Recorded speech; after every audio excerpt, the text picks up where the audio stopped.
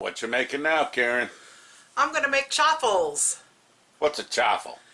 Only takes 4 ingredients and a waffle maker. It's called a chaffle because it's mainly made out of cheese and it comes out like a waffle. We're Dave and Karen from Wax on Wheels, and we sold our sticks and bricks to RV full-time now that we are retired.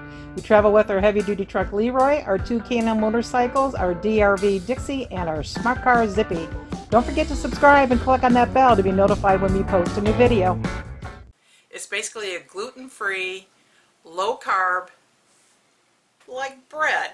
It's kind of used for a bun or a piece of bread for a sandwich or a toast. And you can flavor it with different things. You could use it for pizza. I'm going to show you how to make it. Here's the ingredients.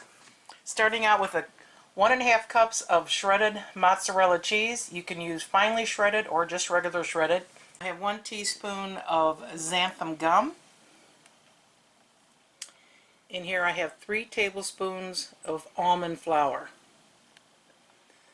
These ingredients now you can get like at Walmart or any regular grocery store. You don't have to go online to get them. I'm also going to be using 1 egg with 1 teaspoon of water. I didn't include the water as one of my ingredients. The recipes that you find online usually will make 3 chaffles. My recipe will make 4 because if you're making a sandwich or a hamburger you need 2. So I didn't want an odd number, I wanted an even number. So this recipe will make 4 for you. I have 2 different waffle makers that you can use. This is the Dash. This is the one that you see most of the time on the internet recipes that other people are using for chaffles. But this one I already had from Walmart. These both $9.99. This one is from Amazon. That was the one from Walmart. As you can see, this one is a little bit bigger. So depending on the size you like, either one will work.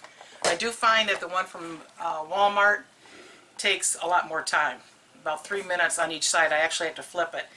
The Dash takes about 4 minutes. I do like flipping them in between. It just seems to get a better even cook. And I'll show you how both of them will work. Let's get to the recipe. Okay, first thing I'm going to do here is beat up my egg with the water in it. Do you call it names as you beat it up? Yeah, Dave. Yeah. Okay. And then I'm going to put my cheese in the bowl. I'm going to put my xantham gum in there. And I'm putting my flour in here. And then I'm just going to take a spoon. I want to get all the dry ingredients mixed in well together.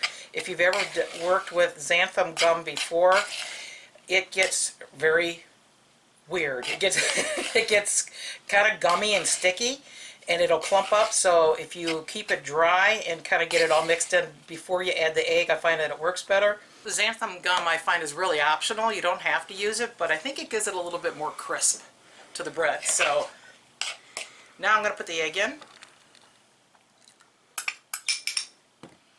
And then I'm just going to keep mixing it till it gets well blended.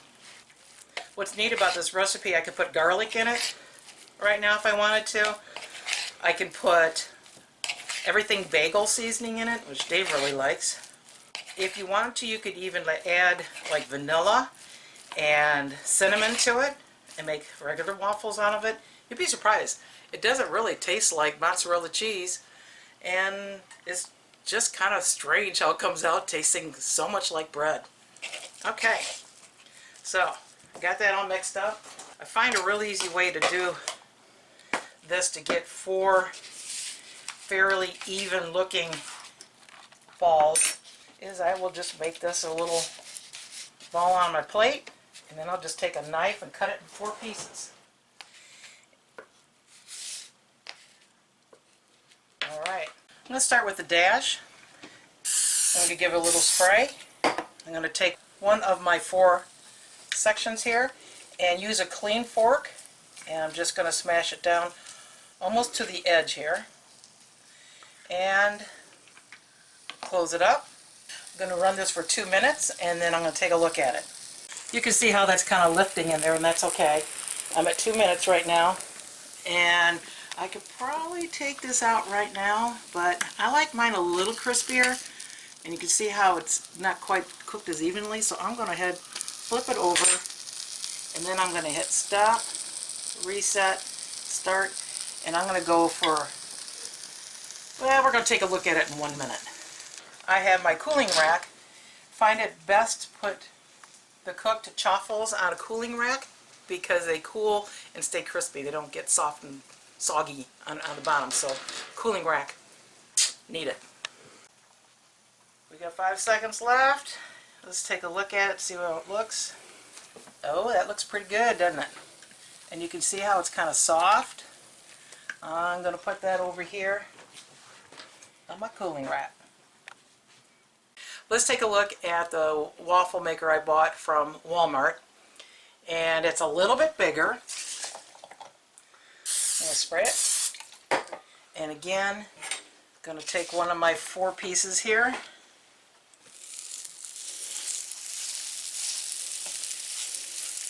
And you'll want to use a clean fork for this, otherwise it'll stick to your fork.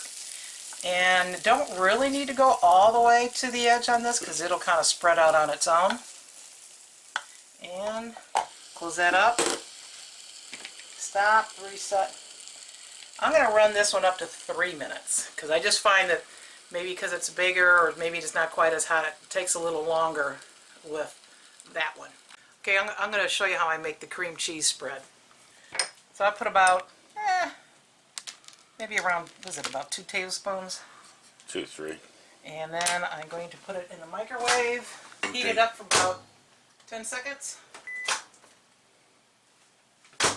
Now it's a lot softer. I'm going to take my everything bagel seasoning, and I'm going to put about, Oh, that's plenty.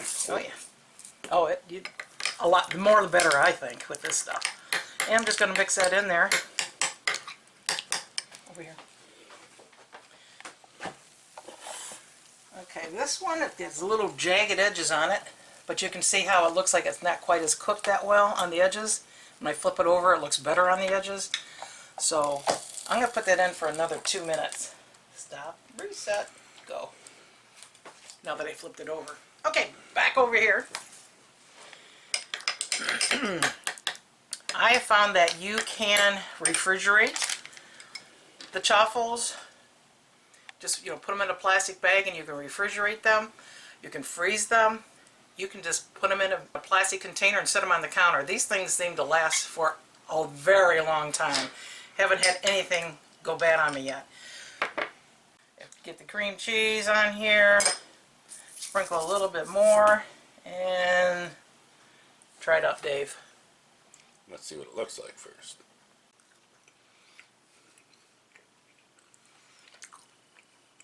It's like a bagel. Kind of like in between an English muffin and a good bagel. Does it taste cheesy? Not really. So you got a good crunch. And with the cream cheese and everything bagel, I mean. Love it. Yep. Alright, let's see. There's a good looking one there. Take it over, put it over here. I'll take one, put it in this one, smash it out. Take my 4th one, close, set my timer, go. This one I cooked a little longer so it's crunchier. Something else we've done, if I put them in a plastic bag and keep them in the fridge, and then I want to use it for, say, a hamburger bun, or to reheat it for breakfast, egg and cheese on top of this is really good. Pop it in the toaster. That's it. Makes it nice and hot again. And you're ready to go. If you're keeping them in the refrigerator, just heat them up for a little bit in the toaster. It'll be nice and soft for a hamburger bun. I'll show you the difference between the 2 waffle makers at 2 minutes. So this is the Dash, and this is the Walmart. Similar. Yeah, this one's a little more raw, I think, around the edges. I'm going to flip this one over. And that one I'm going to let it go a little bit longer. So you can use them to make sandwiches with it, grilled cheese. Tuna. Yeah, you could use tuna. Tuna salad. Yeah, tuna salad. pretty much anything you would use bread for, because it doesn't taste like mozzarella cheese. It's amazing. Peanut butter and jelly is good. Okay, let's see where we are here. That's the total of 3 minutes. That looks pretty good. If you like it a little crispier, keep it in a little longer. This one, 3 minutes. I'm going to flip it. Well, that one looks like a full one there. Yeah. You know, just kind of keep an eye on it. Take it out when it looks about right for you. Back over here. This is how crunchy they are. But they're soft. I also found that once you have your 4 balls, you can wrap them up into like the press and seal, or you put them in a little baggie and stick them in your refrigerator, and when you're ready to cook them, pull them out and go ahead and cook them. It may take a little bit longer because they'll be cold, but it works that way too.